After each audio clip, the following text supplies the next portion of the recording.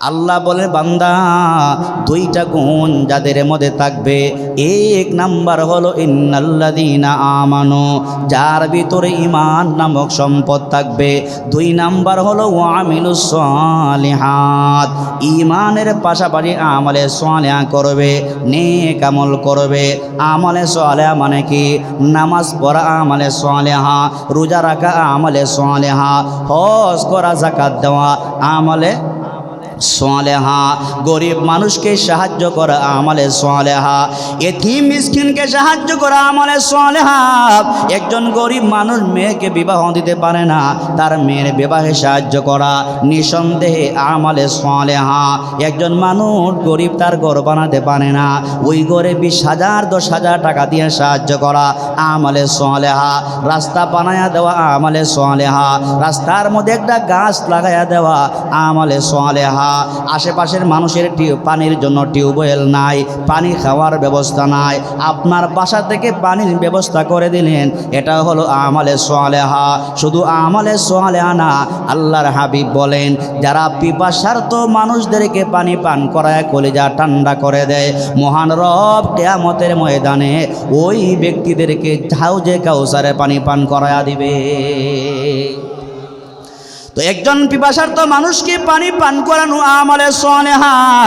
একজন ভিক্ষুক রাস্তা দিয়া যায়, আপনার কাছে আল্লাহর নামে হাতটা বাড়ায়া চায়, 5টা টাকা দিয়ে সাহায্য করলেন, রিস্কায় উঠলেন, রিস্কার ভাড়া মাত্র 20 টাকা, তাকে গোপনে গোপনে 30 টাকা দিয়া দিলেন, 10টা টাকা বেশি দিলেন, এটা হলো আমলে সালেহা। আপনার জানা নাই ওই 10টা টাকা কিয়ামতের ময়দানে মিজানের আল্লাহকে বাড়ি করে দিবে। এই দুইটা গুণ যার মধ্যে থাকবে, এক নাম্বার হলো ঈমান। ঈমান কিন্তু সাধারণ বিষয় না। আল্লাহর হাবিব বলেন উম্মত শোনো, 7 আসমান 7 জমিন, লৌহ কলম, চন্দ্র সূর্য, পাহাড় পর্বত, সাগর মহাসাগর সহ দুনিয়ার সব কিছু যদি এক পাল্লায় ওজন করা হয়, আর দুনিয়ার মধ্যে সবচাইতে নিম্নের একজন ঈমানওয়ালার ঈমানকে অপর পাল্লায় রেখে যদি ওজন দেওয়া হয়, মদিনার কামলিওয়ালা নবী বলেন উম্মত তোমরা শোনো, তামাম দুনিয়ার চাইতে একজন নিম্ন শ্রেণীর ঈমানওয়ালার ঈমানের পাল্লাটা 1000 গুণে বাড়িয়ে হয়ে যায়। একজন ঈমানওয়ালার সম্মান কত বেশি দেখেন। খলিফাতুল মুসলিমিন হযরতে উমর ইবনুল খাত্তাব রাদিয়াল্লাহু আনহু আল্লাহর ঘর বাইতুল্লাহ তাওয়াফ করতেছেন। তাওয়াফ, এখানে অনেক হাজী সাহেবরা থাকতে পারেন। আল্লাহর ঘর বাইতুল্লাহ তাওয়াফ করা সাধারণ বিষয় না, সাধারণ বিষয় না। নবী আমার বলেন মান হাজ্জা লিল্লাহি ফালাম ইয়ারফুস ওয়ালাম ইয়াফসুক রাজাআকা ইয়াউমিন ওয়ালাদাতহু উম্মুহু। যে ব্যক্তি আল্লাহর জন্য হজ করবে, মানুষকে দেখাবার জন্য না, মানুষকে দেখাবার জন্য হজ করবে না, একমাত্র আল্লাহর জন্য হজ করবে, নবী আমার বলেন ওই ব্যক্তিকে মায়ের পেট থেকে বের হলে যেমন গুনাহ থাকে না, ওই ব্যক্তিকে এমন বেগুনাহ মাসুম বানায়া বাড়িতে আল্লাহ ফিরায়া দেয়। তো হযরত ওমর ফারুক আল্লাহর ঘর বাইতুল্লাহ তাওয়াফ করতেছেন। তাওয়াফ, এমন সময়ে বাইতুল্লাহকে টার্গেট করে বলে বাইতুল্লাহ তোমার সম্মান অনেক বেশি, অনেক বেশি, তোমার দিকে তাকালে গুনাহ মাফ হয়, তোমাকে তাওয়াফ করলে গুনাহ মাফ হয়, কিন্তু ও বাইতুল্লাহ তোমার সম্মান মর্যাদা যতই বেশি হয় না কেন, আল্লাহর নবী বলেছেন তুমি বাইতুল্লাহর চাইতে একজন সাধারণ মুসলমানের ঈমানের দাম আল্লাহর কাছে অনেক বেশি। আল্লাহর জলিলুল কদর নবী হযরতে ইউনুস আলাইহিস সালাম মাছের পেটে ঢুকছিলেন, মহা বিপদের সম্মুখীন হয়েছিলেন। এক তো হলো মাছের পেটের ভিতরে, 2 নাম্বার হলো পানির ভিতরে, সাগরের ভিতরে মাছ ঢুকছে, আর মাছের পেটের ভিতরে আল্লাহর পয়গম্বর ইউনুস আলাইহিস সালাম ঢুকছেন। সাগরের তলদেশে মাছের পেটের ভিতরে বাঁচার কোনো কুদরত আছে? বাঁচার কোনো আশা আছে? জোরে বলেন, বাঁচার কোনো আশা আছে? মাছের পেটের ভিতরে ঢুকলেই তো বাঁচার আশা নাই, তারপরে আবার সাগরের একদম তলদেশে বাঁচার তো কোনো আশাই নাই। আওয়াজ করে বলেন, যেখানে বাঁচার কোনো আশা নাই সেই জায়গাতে যিনি বাঁচাতে পারেন তিনি কে? আওয়াজ করে বলেন, যিনি বাঁচাতে পারেন তিনি কে? মাঝে মধ্যে বিমান অ্যাক্সিডেন্ট হয়, যাত্রী সবাই পুরে ছাই হয়ে যায়, মাঝে মধ্যে একজন শিশু বাচ্চা, নাবালিগ বাচ্চা, বেগুনা 7 মাস 8 মাসের বাচ্চা বেঁচে যায়। বাঁচে কি বাঁচে না? সবাই মারা যায়, একজন বাচ্চা বেঁচে যায়। এই বাচ্চাটাকে যিনি বাঁচান, চিল্লায় বলেন তিনি কে? আল্লাহ পাক। তো ইউনুস আলাইহিস সালাম বিপদে পড়েছেন, বিপদে পড়ে উনি অনুমান করতে পারলেন উনি এখনও মারা যান নাই। হাত নাড়া দিয়ে দেখলেন হাত নাড়াতে পারেন, পা নাড়া দিয়ে দেখলেন পা নাড়াতে পারেন। উনি বুঝতে পারলেন উনি এখনও হায়াতে জীবিত আছেন। যেই মাত্র উনি বুঝতে পারলেন জীবিত আছেন, ওই বিপদে মুসিবতে পড়ে উনি গুনার রবকে ভুলে যান নাই। রবকে ডাক দিয়ে বললেন, লা ইলাহা ইল্লা আনতা সুবহানাকা ইন্নী কুনতু মিনাজ জালিমিন ফাস্তাজাবনা লাহু ওয়া নাজ্জাইনাহু মিনাল গাম্মি ওয়া কাযালিকা নুনজিল মুমিনিন। সুবহানাল্লাহ বলে। আমার ইমানদার ভাইয়েরা, আল্লাহর জলিলুল কদর পয়গম্বর হযরতে ইউনুস আলাইহিস সালাম কত সুন্দর দোয়া শিখায়া দিয়েছেন। 1 নাম্বার হলো মাছের পেটের ভিতরে ঢুকছেন, একটা বিপদ। 2 নাম্বারে আল্লাহর পয়গম্বর সাগরের একদম ভিতরে মাছ উনাকে নিয়ে ঢুকে গেছে। আল্লাহর পয়গম্বর মহা বিপদের সম্মুখীন হয়েও উনি উনার রবকে ভুলে যান নাই, আসল মালিককে উনি ভুলে যান নাই, আসল মালিককে উনি ভুলে যান নাই। উনি ওই মাছের পেটে তাইকা ডাক দিয়ে বললেন, লা ইলাহা ইল্লা আনতা সুবহানাকা ইন্নী কুনতু মিনাজ জালিমিন। আল্লাহ রাব্বুল আলামিনের কাছে সাহায্য চাইলেন। আওয়াজ করে বলেন, বিপদে পড়ে রবের কাছে সাহায্য চাইলে রব সাহায্য করার মতো ক্ষমতা আছে না নাই? রাত্রে 12টায় যদি বান্দা রবকে ডাক দেয়, রব জবাব দেয় কি দেয় না?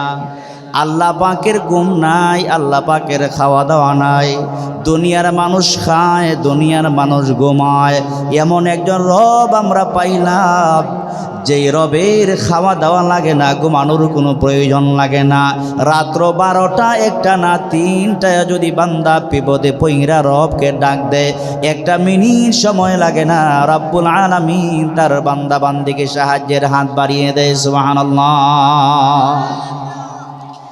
তো হযরতে ইউনুস আলাইহিস সালাম, আল্লাহর পয়গম্বর হযরতে ইউনুস আলাইহিস সালাম মাছের পেটে ঢুইকা রবকে যখন ডাক দিলেন, আল্লাহ রাব্বুল আলামিন মাছকে হুকুম দিলেন, মাছ আমার হুকুমে তুমি আমার পয়গম্বরকে তোমার পেটের ভিতরে ঢুকাইছো, সাবধান করে দিলাম আমার পয়গম্বর ইউনুসের বিন্দু মাত্র ক্ষতি করা যাবে না। সুবহানাল্লাহ। আমার পয়গম্বর ইউনুসের কোনো বিন্দু মাত্র ক্ষতি করা যাবে না। যেই মাত্র আল্লাহ পাকের ফরমান চলে আসলো, আদেশ চলে আসলো, মাছ বিন্দু মাত্র দেরি করে নাই। আল্লাহর পয়গম্বর ইউনুস আলাইহিস সালামকে একদম সুস্থ অবস্থায় সাগরের কিনারায় মাছ বের করে দিয়েছে। সুবহানাল্লাহ। তাহলে বিপদে আপদে ডাকবো কাকে? আমরা যারা বিপদে পড়ি ডাকবো কাকে? হযরত ইউনুস আলাইহিস সালামের সেই দোয়াটা রব্বুল আলামিনের কাছে এত ভালো লেগেছে, এত ভালো লেগেছে।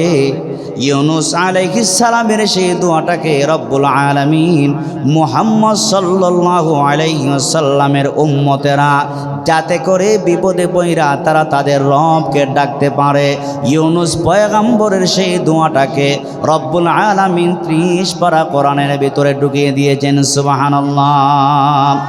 আল্লাহর হাবিব বলেন, শোনেন আমার কথা, আল্লাহর হাবিব বলেন কোন ইমানদার মুমিন বান্দা বান্দি যদি অসুস্থ হইয়া বিছানায় পড়ে যায়, আমরা মাঝে মধ্যে অসুস্থ হই কি হই না? আল্লাহর হাবিব বলেন, উম্মত অসুস্থ হইয়া যদি কেউ বিছানায় পড়ে যায়, বিছানায় শুয়া শুয়া দৈনিক যদি লা ইলাহা ইল্লা আনতা সুবহানাকা এই আয়াত যদি 40 বার পড়তে পারেন, কতবার? অসুস্থ হয়ে বিছানায় পড়ে পড়ে যদি 40 বার পড়তে পারেন, আল্লাহর হাবিব বলেন উম্মত, যে ব্যক্তি অসুস্থ হইয়া 40 বার দৈনিক 40 বার এই দোয়াটা পড়বে, মহান রব ওই ব্যক্তির 40 বছরের গুনাহকে মাফ করে দেয়। কত বছরের গুনাহ? তাহলে আমরা এই দোয়াটা মুখস্থ করে নিব, বিপদে আপদে সব হালতে এই আয়াতের মাধ্যমে, এই দোয়ার মাধ্যমে আমরা রবকে ডাকতে পারবো কি পারবো না? আওয়াজ করে বলেন, ডাকতে পারবো কি পারবো না? কোরআনে হাকিমে সর্বমোট সূরা আছে 114টি সূরা আছে, পারা আছে সর্বমোট 30টি। তো যে সূরা থেকে তেলাওয়াত করলাম সূরাটার নাম হলো সূরা কাহাফ। এটা কোরআনের সিরিয়াল অনুযায়ী 18 নম্বর সূরা। তো সিরিয়াল অনুযায়ী এই সূরাটি হলো 18 নম্বর সূরা। এই সূরার কিছু ফজিলতের কথা আমি আপনাদেরকে আগে বলি, তারপরে সামনে আস্তে আস্তে করে আমরা একটু আলোচনা করব ইনশাআল্লাহ। এই সূরার সংক্ষিপ্ত শানে নজুল হলো, মনোযোগ দিয়ে শুনবেন, মাইকের আওয়াজ যত দূর যায় মা বোনদেরকে বলবো একদম মনোযোগ দিয়ে আমলের নিয়তে শুনবেন। রাসূল করিম সাল্লাল্লাহু আলাইহি ওয়াসাল্লাম বলেন, যে ব্যক্তি সূরা কাহাফের প্রথম 10 আয়াত অথবা শেষের 10 আয়াত মুখস্থ করবে, ইয়াদ করবে, হিফজ করবে, নবীজি বলেন কিয়ামতের দিনে ওই 10টি আয়াত ওই ব্যক্তির জন্য রবের কাছে সুপারিশ করবে। 10টি আয়াত যদি কেউ মুখস্থ করতে পারে, কিয়ামতের দিনে ওই আয়াত ওই ব্যক্তির জন্য কি করবে? সুপারিশ করবে। মাশাআল্লাহ, জোরে বলেন, কি করবে? সুপারিশ করবে। 2 নম্বর, আল্লাহর হাবিব বলেন, যেই ব্যক্তি জুমার দিনে, আজকের যে দিনটা গেল দিনের নাম কি ছিল? মাশাআল্লাহ, জোরে আওয়াজ করে বলেন, আজকের যে দিনটা গেল দিনের নাম জুমার দিন। নবীজি বলেন, যেই ব্যক্তি জুমার দিনে সূরা কাহাফ তেলাওয়াত করবে, আগামী জুমা আসার আগ পর্যন্ত এর ভিতরে যত সগীরা গুনাহ হবে তেলাওয়াতের বরকতে রব সব সগীরা গুনাহগুলোকে মাফ করে দেবে। আল্লাহর রাসূল এই সূরা কাহাফের অনেক ফজিলত বর্ণনা করেছেন। অনেক ফজিলতের কথা শুই না, রাসূলের একজন সাহাবী সন্ধ্যাবেলায় উনি ওনার বাড়িতে গেলেন, বাসায় গেলেন। যেমন আজকের মাহফিল শেষ হলে আপনারা বাসায় যাবেন না, বাসায় যাওয়ার পরে মুরব্বী যারা আছেন আপনার বাড়িতে যাওয়ার পরে চাচি যদি আপনাকে জিজ্ঞেস করে, যুবক যারা আছেন ভাবি যদি আপনাকে জিজ্ঞেস করে যে আপনি যে মাহফিলে গেছিলেন কোন হুজুর কোন কথা বলছেন একটু একটু করে আমাদেরকে শোনান তো, তাহলে আপনারা যদি মনোযোগ দিয়ে না শুনেন বলতে পারবেন?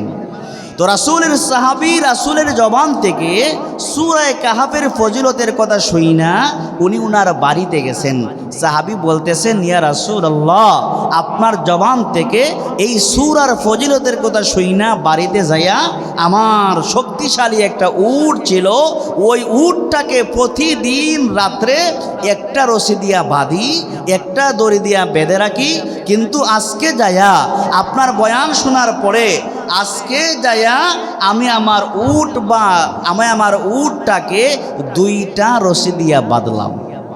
আমার ইমানদার ভাইয়েরা, আল্লাহর নবীর সাহাবী বলতেছেন, ইয়া রাসূলুল্লাহ, ইয়া হাবিবাল্লাহ, আপনার পবিত্র জবান থেকে সূরা কাহাফের ফজিলতের কথা শুই না বাড়িতে গেলাম। নবী আমার বাড়িতে যাইয়া শক্তিশালী উটটাকে প্রতি রাত্রে একটা রশি দিয়া বেঁধে রাখি। ওগো আল্লাহর হাবিব, ওই রাত্রিতে আমি আমার বাসায় যাইয়া দামি আমার শক্তিশালী উটটাকে 2টা রশি দিয়া বাঁধলাম। ইয়া রাসূলুল্লাহ, 2টা রশি দিয়া বাইদা আমি আল্লাহর কোরআন হাতে নিয়ে সূরা কাহাফ তেলাওয়াত শুরু করে দিলাম। ওগো আল্লাহর নবী, সূরা কাহাফ যখন তিলাওয়াত আরম্ভ করে দিলাম, আমি তাকায় দেখলাম তিলাওয়াত আরম্ভ করার পরে আমার শক্তিশালী উট একবার জমিনে ঘুমায়া যায়, আবার লাফ দিয়ে দাঁড়ায়া যায়, আবার জমিনে ঘুমায়া যায়, আবার লাফ দিয়ে দাঁড়ায়া যায়। নবী গো, আমি বড় ভয় পাইলাম। আস্তে করে উপরের দিকে তাকালাম, তাকায়া দেখলাম আসমান থেকে মেঘের চাকা যে দৌড়াদৌড়ি করে ইয়া রাসূলুল্লাহ, উপরের দিকে তাকায়া দেখলাম মেঘের চাকাগুলা অবিরত আমার ঘরের ভিতরে ঢুকতেছে। মেঘের ছায়া, মেঘের চাকা ঢুকে ঢুকে আমার পুরা ঘরটা একদম ভরপুর হয়ে গেছে। নবী আমার, আমি ভয় পেয়ে গেলাম। উটটা লাফালাফি করে মেঘের ছায়া ঘরের ভিতরে ঢুকতেছে, ভয় পেয়ে গেলাম। ভয় পায়া আস্তে করে তেলাওয়াত বন্ধ করে দিলাম। আল্লাহর হাবিব বললেন, সাহাবীর শোনো, তুমি যে তিলাওয়াত শুরু করে দিয়েছো, সূরা কাহাফের তিলাওয়াত তোমার ঘরে যখন শুরু করে দিয়েছো, তোমার তিলাওয়াতের বরকতে ওই উটের উপর রব্বুল আলামিন রহমত নাজিল করেছিলেন। আর ওই যে মেঘের চাকা তোমার ঘরে ঢুকতেছিল, ওইগুলা মেঘের চাকা না, মেঘের ছায়া না, তোমার তিলাওয়াতের বরকতে রব তোমার পুরা ঘরটাকে রহমতের ফিরিস্তা দিয়া ভরপুর করে দিয়েছে। ও আমার সিলেটের মুসলমান ভাইয়েরা, ওই সাহাবী তিলাওয়াতের কারণে আল্লাহ পাক যদি ফিরিস্তা দিয়া তার ঘরটা ভরপুর করে দিতে পারে, আমি আপনি যদি সূরা কাহাফ তেলাওয়াত করি, ফজরের পরে যদি সূরা ইয়াসিন তেলাওয়াত করি, বলুন তো দেখি সূরা ইয়াসিন কোরআনে আছে না নাই? আছে না নাই?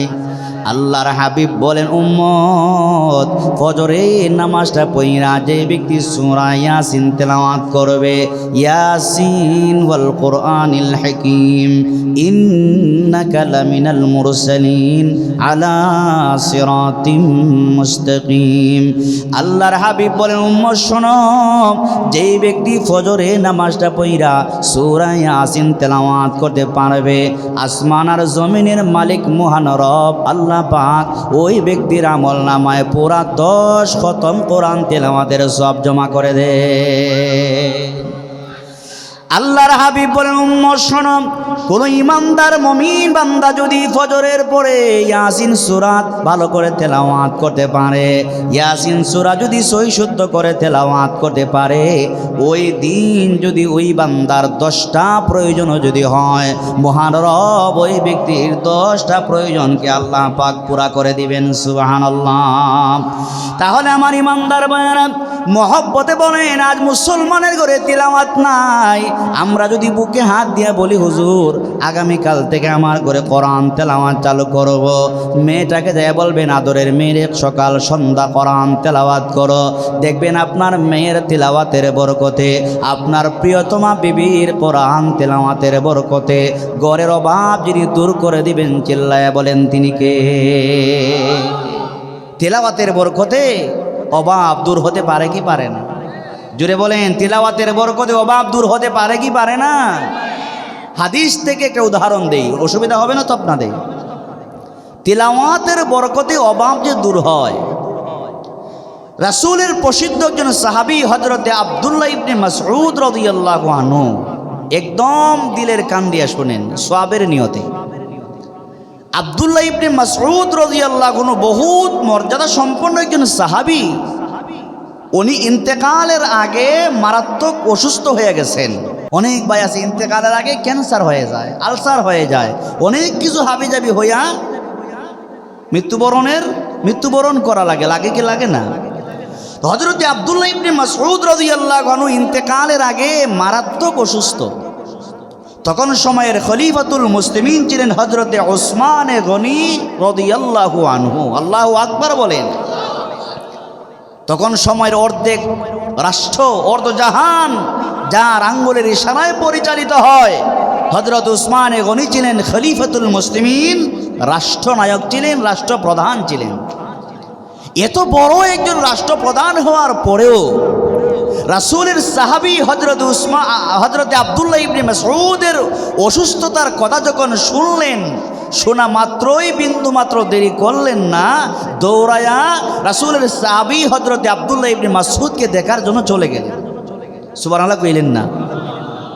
অর্ধজাহানের রাষ্ট্রপ্রধান, আর আমার আপনার দেশে সামান্য মেম্বার হলে আঙ্গুল ফুলে কলা গাছ হয়ে যায়। কথা ঠিক না বে ঠিক? সামান্য চেয়ারম্যান হলে আঙ্গুল ফুলে কলা গাছ হয়ে যায়, জুড়ে কোন ঠিক কিনা? আর এমপি আর মন্ত্রী যদি হয়, দেশের সকল সম্পত্তি বাহিরে পাচার করার চেষ্টা করে, ঠিক কিনা? এমন জালিমদেরকে শক্ত হাতে পাকড়াও করা দরকার আছে না নাই? আগামী বাংলাদেশ ইসলামের বাংলাদেশ আমরা চাই কি চাই না? আগামী বাংলাদেশ ইসলামের জন্য চাই কি চাই না? শুধু চাইলেই হবে না, কাজ করা লাগবে। জুড়ে কোন লাগবে কি লাগবে না? কাজ করা লাগবে কি লাগবে না? লাগবে। আমরা তো এমন মুসলমান, কথা প্রসঙ্গে বলি, এমন মুসলমান আমরা নির্বাচন আসলে পরে এক প্যাকেট সিগারেট দিলে পরে তার মহামূল্যবান ভোট নামক আমানতটা একজন সুদকুরার ঘুষকুরার বাটপাকে দেয়া দেয়। জুড়ে বলেন দেয় কি দেয় না? যারা কোরআনের বিরুদ্ধে আন্দোলন করে, মসজিদ মাদ্রাসার বিরুদ্ধে আন্দোলন করে, তাজিবার তামাদ্দুনের বিরুদ্ধে আন্দোলন করে, দেশের বিরুদ্ধে যারা ষড়যন্ত্র করে, তাদেরকে আমরা ভোট দিতে ভয় পাই না, ঠিক নেই? তাহলে আগামী বাংলাদেশ যদি সোনার বাংলাদেশ আমরা গড়ে তুলতে চাই, ইসলামের বাংলাদেশ যদি আমরা গড়ে তুলতে চাই, তাহলে যারা দেশের পক্ষে, স্বাধীনতার পক্ষে, ইসলামী তাজিবার তামাদ্দুনের পক্ষে, মসজিদ মাদ্রাসার পক্ষে, তাদেরকে আমার মূল্যবান ভোটটা দেওয়ার দরকার আছে না নাই? জোরে বলেন দরকার আছে না নাই? আর আপনাদেরকে কি বলবো, আমাদের মতো যে হুজুর আমরা আছি না, আমাদের মধ্যেই তো গুতাগুতি শেষ হয় না। কথা ঠিক না বে ঠিক? আপনাদের কথা বাদ দিলাম, হুজুরদের মধ্যেই যে গুতাগুতি শুরু হয়েছে, এই গুতাগুতি যেদিন শেষ হবে, এই বাংলাদেশে কালিমার পতাকা মাথা উঁচু করে দাঁড়াবে, ঠিক কিনা? যতক্ষণ পর্যন্ত টুপিওয়ালারা এক না হবে, হাতে হাত না মিলাবে, কাঁধে কাঁধ না মিলাবে, ততক্ষণ পর্যন্ত চিল্লা ফাল্লা করলে হবে না এই দেশে ইসলামের হুকুমত কায়েম হোক, এই আশা করা যায় না। জুড়ে কোন ঠিক কিনা? তাহলে আপনাদের আগে আমাদের মতো হুজুরদের এক হওয়ার দরকার আছে না নাই? জুড়ে বলেন এক হওয়ার দরকার আছে না নাই? এক হওয়ার দরকার আছে। আর গোতাগতির দিন নাই, আর ভেদাভেদের দিন নাই। এখন আমাদের হাতে হাত মিলাবার সময় আসছে, ঠিক কিনা? হাতে হাত মিলাতে পারলে আগামী দেশ হবে সোনার বাংলাদেশ। আগামী দেশ হবে কি? আমরা তো এমন মুসলমান, রাগ কইরেন না, আমরা এমন মুসলমান, টুপি একটু উঁচা হলেই এটা তো মনে হয় আলিয়ার হুজুর, বলে কি বলে না? টুপি যদি একটু নিচু হয় তাহলে বলে এটা তো মনে হয় ওয়াহাবি হুজুর, কওমি হুজুর। এই কওমি হুজুরের কাছে যাওয়া যাবে না, কওমি মোল্লার কাছে যাওয়া যাবে না, আর কওমি যারা তারা বলে আলিয়ার মোল্লার কাছে যাওয়া যাবে না। এই হিংসাত্মক মনোভাব আমাদের মধ্যে আছে না নাই? আছে না নাই? মরার পরে, মৃত্যুবরণ করার পরে আল্লাহকে জিজ্ঞেস করবেন, মিয়া তুমি আলিয়া ছিলা না সুন্নি ছিলা, ওয়াহাবি ছিলা না কওমি ছিলা, লাঙ্গল না জাঙ্গল ছিলা? এগুলা কি আল্লাহ জিজ্ঞেস করবে? চেল্লায় বলেন, এগুলা কি আল্লাহ জিজ্ঞেস করবে? এগুলো আল্লাহ জিজ্ঞেস করবে না। দাঁড়াইয়া কিয়াম করছো না বৈশা করছো, দাঁড়াইয়া করছো না বৈশা করছো, সুন্নি না ওয়াহাবি ছিলা, লম্বা জুব্বা না বাট্টি জুব্বা, লম্বা টুপি না বাট্টি টুপি, কোনটা পরিধান করছিলা? এগুলা কিছু আল্লাহ জিজ্ঞেস করবে না। আল্লাহ দেখবেন বান্দার ভিতরে ঈমান আর আমল আছে না নাই। তাহলে দলাদলি সব বাদ দিয়া এই দেশে কালিমার পতাকা মাথা উঁচু করে দাঁড়াক, আমরা চাই কি চাই না? জোরে বলতে হবে, আমরা চাই কি চাই না? যদি আমরা চাই, দল মত নির্বিশেষে আগামী বাংলাদেশ সোনার বাংলাদেশ গড়তে হলে ইসলামের পক্ষে আমার আপনার ভোট দেওয়ার দরকার আছে না নাই? জোরে বলতে হবে, দরকার আছে না নাই? তাহলে কেন বলতেছি, একজন সত্যিকার একজন নাগরিককে যদি, সত্যিকার একজন দায়িত্বশীলকে যদি আপনি ভোট দিয়ে নির্বাচিত করে চেয়ারম্যান বানাতে পারেন, এমপি বানাতে পারেন, মন্ত্রী বানাতে পারেন, আপনি যখন অসুস্থ হবেন, হযরতে উসমানে গনির মতো খলিফাতুল মুসলিমিন হওয়ার পরেও একজন উসমানে গনির মতো আমার বাংলাদেশের রাষ্ট্রপ্রধানও যদি হয়ে যায়, তার একজন নাগরিক অসুস্থ হলে তাকে দেখার জন্য তার বাড়িতে পৌঁছে যাবে, ঠিক কিনা? ইসলাম ভালোবাসে না মেম্বার চেয়ারম্যান হলো আপনার খোঁজখবর নিতে যাবে? জোরে বলেন, যাবে? যাবে না। করোনা ভাইরাসের সময়ে মানুষের ধারে ধারে কারা গিয়েছে? সিলেটের বন্যার সময়ে কারা মানুষের ধারে ধারে যায়া দুয়ারে দুয়ারে যারা কারা কারা সাহায্য করেছে? এদেরকে চিনি চিনি যারা ইসলামের পক্ষে, যারা দেশের পক্ষে, তাদেরকে দেখে দেখে মূল্যবান ভোট দিয়ে জয়যুক্ত করার দরকার আছে না নাই? এবার আসুন, বলতেছিলাম হযরতে উসমানে গনি তার বাড়িতে গেলেন দেখার জন্যে। কষ্ট হইতেছে আপনাদের? হযরত উসমানে গনি দেখার জন্য গিয়া বলতেছেন, ও আব্দুল্লাহ ইবনে মাসউদ, আপনি যে অসুস্থ হয়েছেন, কোন কারণে অসুস্থ হয়েছেন? হযরত আব্দুল্লাহ ইবনে মাসউদ বলেন, আমি যে পাপ করেছি, সুবহানাল্লাহ, আমি যে পাপ করেছি এই কথা কি আমরা বলি কোনো দিন? বলে আমার পাপের কারণে আমি অসুস্থ হয়ে গেছি বলি? জোরে করে বলি? আরে একজন ডাকাতও যদি মারা যায়, জানাজার নামাজে যারা আসে সবাই জানে সে নাম্বার 1 ডাকাত ছিল, কিন্তু নামাজে দাঁড়াবার পরে বলে লোকটা কেমন ছিল? সবাই এক বাক্যে বলে খুব ভালো ছিল। বলে কি বলে না? জোরে বলেন, বলে কি বলে না? এই যে আপনি জানার পরও বললেন খুব ভালো ছিল, আপনারাই ফতোয়া দেন আপনি মিথ্যা কথা বলার কারণে আপনার আমলনামায় গুনাহ হবে। হাসরের মাঠে রবের সামনে আপনাকে জবাবদিহিতার কাঠগড়ায় দাঁড়ানো লাগবে কি লাগবে না? লাগবে কি লাগবে না? হযরতে উসমানে গনি এবার বলতেছেন, ও আব্দুল্লাহ ইবনে মাসউদ, আপনি যে অসুস্থ হয়ে গেছেন কোন কারণে অসুস্থ হয়ে পড়ছেন? আব্দুল্লাহ ইবনে মাসউদ বলেন, আমি যে পাপ করেছি ওই পাপের কারণে রব আমাকে অসুস্থ করে দিয়েছেন। সুবহানাল্লাহ। যেই কথা আমি বোঝানোর উদ্দেশ্য, হযরতে উসমানে গনি এবার বললেন, ও আব্দুল্লাহ ইবনে মাসউদ, আপনাকে সুস্থ করার জন্য কোনো ডাক্তার আমি আনবো কি আনবো না? হযরতে আব্দুল্লাহ ইবনে মাসউদ বললেন, ও খলিফাতুল মুসলিমিন, আমার জন্য ডাক্তারের কোনো প্রয়োজন নাই, কারণ যেই ডাক্তার আমাকে ভালো করতে পারেন সেই ডাক্তার তো আমাকে অসুস্থ করে দিয়েছেন। সেই ডাক্তারকে হযরত উসমানে গনি এবার বললেন, ও আব্দুল্লাহ ইবনে মাসউদ, আমার জানা মতে আপনার ঘরে পুত্র সন্তান নাই, শুধু মেয়ে সন্তান। কয়জন? হ্যাঁ? আব্দুল্লাহ ইবনে মাসউদকে বলতেছেন, আমার জানা মতে আপনার কোনো পুত্র সন্তান নাই, সব মেয়ে সন্তান আছে। এমন মানুষ আমাদের এখানেও থাকতে পারে, ছেলে নাই, 4-5 জন মেয়ে হয়ে গেছে, এই জন্য মনটা বেজার করে আছে, কারো সাথে কথা বলে না, বিবির সাথে রাগারাগি করে, পাড়া প্রতিবেশীর সাথে ভালো করে কথা বলে না, মেয়ে হইলে মন খারাপ করে ফেলে, এমন মানুষ আছে না নাই? ছেলে এবং মেয়ে দেওয়া কার দায়িত্ব?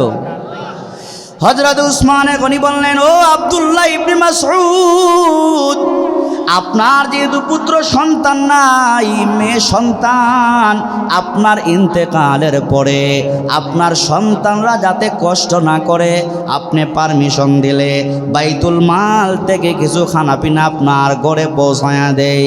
আব্দুল্লাহ ইবনে মাসউদ বললেন, আমিরুল মুমিনিন, ও উসমানে গনি, আমার জন্য টেনশন করা লাগবে না, আমার সন্তানদের জন্য টেনশন করা লাগবে না, কারণ মদিনার কামলিওয়ালা নবীজির জবান মুবারকে শুনেছি আল্লাহর হাবিব বলেছেন, যেই ঘরে প্রতি রাত্রে সূরাতুল ওয়াকিআ, ইযা ওয়াকাতিল ওয়াকিআ লাইসা লিওয়াকাতিহা কাযিবা। আল্লাহর হাবিব বলেন, উম্মত, যেই ঘরে প্রতি রাত্রে সূরা ওয়াকিআ তেলাওয়াত করা হবে ওই ঘরে রব কোনো প্রকার অভাব দিয়া কষ্ট দিবে না। জোরে কোন সুবহানাল্লাহ। ওই ইমানদার ভাইরা শুনেবার সামনে চলে যাই, কথা সংক্ষেপ করে নিয়ে আসি। আল্লাহ তাআলা সূরা কাহফের আমার তেলাওয়াতকৃত আয়াতের মধ্যে বলেন, ইন্নাল্লাযীনা আমানু ওয়া আমিলুস সালিহাত, ইন্নাল্লাযীনা আমানু, নিশ্চয়ই যারা ঈমানদার। আওয়াজ করে বলেন, আমাদের সকলের ঈমান আছে না নাই? আরো জোরে কোন ঈমান আছে না নাই? আমাদের ঈমান আছে। ঈমান যে আছে, এই জায়গায় আপনারা আসছেন বসছেন, এটাই হলো ঈমানের পরিচয়। কোরআনের কথা শুনলে যারা ভালো লাগে, ওয়াজের দ্বীনের কথা শুনলে যাদের ভালো লাগে, আল্লাহর কথা শুনলে যাদের ভালো লাগে, এটাই হইল ঈমানদারের পরিচয়। জুড়ে কোন ঠিক কিনা? আল্লাহ তাআলা কত সুন্দর করে বলতেছেন, বান্দা শোনো, জান্নাতীদের 2টা পরিচয় আল্লাহ দিলেন। জান্নাতি বান্দা বান্দীদের মাত্র 2টা পরিচয় দিলেন। আল্লাহ বলে, বান্দা 2টা গুণ যাদের মধ্যে থাকবে, 1 নাম্বার হলো ইন্নাল্লাযীনা আমানু, যার ভিতরে ঈমান নামক সম্পদ থাকবে। 2 নাম্বার হলো ওয়া আমিলুস সালিহাত, ঈমানের পাশাপাশি আমলে সালিহা করবে, নেক আমল করবে। আমলে সালিহা মানে কি? নামাজ পড়া আমলে সালিহা, রোজা রাখা আমলে সালিহা, হজ করা, যাকাত দেওয়া আমলে সালেহা, গরিব মানুষকে সাহায্য করা আমলে সালেহা, এতিম মিসকিনকে সাহায্য করা আমলে সালেহা। একজন গরিব মানুষ মেয়েকে বিবাহ দিতে পারে না, তার মেয়ের বিবাহে সাহায্য করা নিঃসন্দেহে আমলে সালেহা। একজন মানুষ গরিব, তার ঘর বানাতে পারে না, ওই ঘরে 20,000 10,000 টাকা দিয়ে সাহায্য করা আমলে সালেহা। রাস্তা বানায়া দেওয়া আমলে সালেহা, রাস্তার মধ্যে একটা গাছ লাগাইয়া দেওয়া আমলে সালেহা। আশেপাশের মানুষের পানির জন্য টিউবওয়েল নাই, পানি খাওয়ার ব্যবস্থা নাই, আপনার বাসা থেকে পানির ব্যবস্থা করে দিলেন, এটা হলো আমলে সালেহা। শুধু আমলে সালেহা না, আল্লাহর হাবিব বলেন যারা পিপাসার্ত মানুষদেরকে পানি পান করায় কলিজা ঠান্ডা করে দেয়, মহান রব কিয়ামতের ময়দানে ওই ব্যক্তিদেরকে হাউজে কাউসারে পানি পান করায়া দিবে।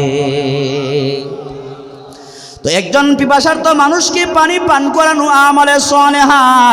একজন ভিক্ষুক রাস্তা দিয়া যায়, আপনার কাছে আল্লাহর নামে হাতটা বাড়ায়া চায়, 5টা টাকা দিয়ে সাহায্য করলেন, রিস্কায় উঠলেন, রিস্কার ভাড়া মাত্র 20 টাকা, তাকে গোপনে গোপনে 30 টাকা দিয়া দিলেন, 10টা টাকা বেশি দিলেন, এটা হলো আমলে সালেহা।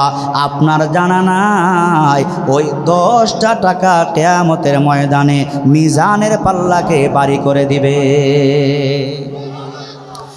এই 2টা গুণ যার মধ্যে থাকবে, 1 নাম্বার হলো ঈমান। ঈমান কিন্তু সাধারণ বিষয় না। আল্লাহর হাবিব বলেন, উম্মত শোনো, 7 আসমান 7 জমিন, লৌহ কলম, চন্দ্র সূর্য, পাহাড় পর্বত, সাগর মহাসাগর সহ দুনিয়ার সব কিছু যদি এক পাল্লায় ওজন করা হয়, আর দুনিয়ার মধ্যে সবচাইতে নিম্নের একজন ঈমানওয়ালার ঈমানকে অপর পাল্লায় রেখে যদি ওজন দেওয়া হয়, মদিনার কামলিওয়ালা নবী বলেন, উম্মত তোমরা শোনো, তামাম দুনিয়ার চাইতে একজন নিম্ন শ্রেণীর ঈমানওয়ালার ঈমানের পাল্লাটা 1000 গুণে বাড়িয়ে হয়ে যায়। একজন ঈমানওয়ালার সম্মান কত বেশি দেখেন। খলিফাতুল মুসলিমিন হযরতে উমর ইবনুল খাত্তাব রাদিয়াল্লাহু আনহু আল্লাহর ঘর বাইতুল্লাহ তাওয়াফ করতেছেন। তাওয়াফ, এখানে অনেক হাজী সাহেবরা থাকতে পারেন। আল্লাহর ঘর বাইতুল্লাহ তাওয়াফ করা সাধারণ বিষয় না, সাধারণ বিষয় না। নবী আমার বলেন, মান হাজ্জা লিল্লাহি ফালাম ইয়ারফুস ওয়ালাম ইয়াফসুক রাজাআকা ইয়াউমিন ওয়ালাদাতহু উম্মুহু। যে ব্যক্তি আল্লাহর জন্য হজ করবে, মানুষকে দেখাবার জন্য না, মানুষকে দেখাবার জন্য হজ করবে না, একমাত্র আল্লাহর জন্য হজ করবে, নবী আমার বলেন ওই ব্যক্তিকে মায়ের পেট থেকে বের হলে যেমন গুনাহ থাকে না, ওই ব্যক্তিকে এমন বেগুনাহ মাসুম বানায়া বাড়িতে আল্লাহ ফিরায়া দেয়। তো হযরত ওমর ফারুক আল্লাহর ঘর বাইতুল্লাহ তাওয়াফ করতেছেন। তাওয়াফ, এমন সময়ে বাইতুল্লাহকে টার্গেট করে বলে, বাইতুল্লাহ তোমার সম্মান অনেক বেশি, অনেক বেশি, তোমার দিকে তাকালে গুনাহ মাফ হয়, তোমাকে তাওয়াফ করলে গুনাহ মাফ হয়, কিন্তু ও বাইতুল্লাহ তোমার সম্মান মর্যাদা যতই বেশি হয় না কেন, আল্লাহর নবী বলেছেন তুমি বাইতুল্লাহর চাইতে একজন সাধারণ মুসলমানের ঈমানের দাম আল্লাহর কাছে অনেক বেশি। বাইতুল্লাহর চাইতেও আমার আপনার ঈমানের দাম বেশি কার কাছে? জোরে বলেন, কার কাছে? আমাদের ঈমানকে মজবুত করার দরকার আছে না নাই? জোরে আওয়াজ করে বলেন, ঈমানকে মজবুত করার দরকার আছে না নাই? ঈমানকে মজবুত করা লাগবে। টাকার লোভে পড়ে ঈমান বিক্রি করলে হবে না, দুনিয়ার লোভে পড়ে ঈমান বিক্রি করলে হবে না, দুনিয়ার মায়ায় পড়ে ঈমান বিক্রি করলে হবে না। ঈমানদার যারা, মুমিন যারা ফাঁসির মঞ্চে ঝুলে ঈমান ছাড়ে না, তাদের গলায় ছুরি চালানো হয়, ঈমান ছাড়ে না, বন্দুকার রাইফেলের গুলি দিয়া তাদেরকে জাজরা করে দেওয়া হয়, ঈমানওয়ালা ঈমান ছাড়ে না। কারণ রব বলে দিয়েছেন, ওয়ালা তাকুলু লিমান ইউকতালু ফি সাবিলিল্লাহি আমওয়াত। সুবহানাল্লাহ বলে।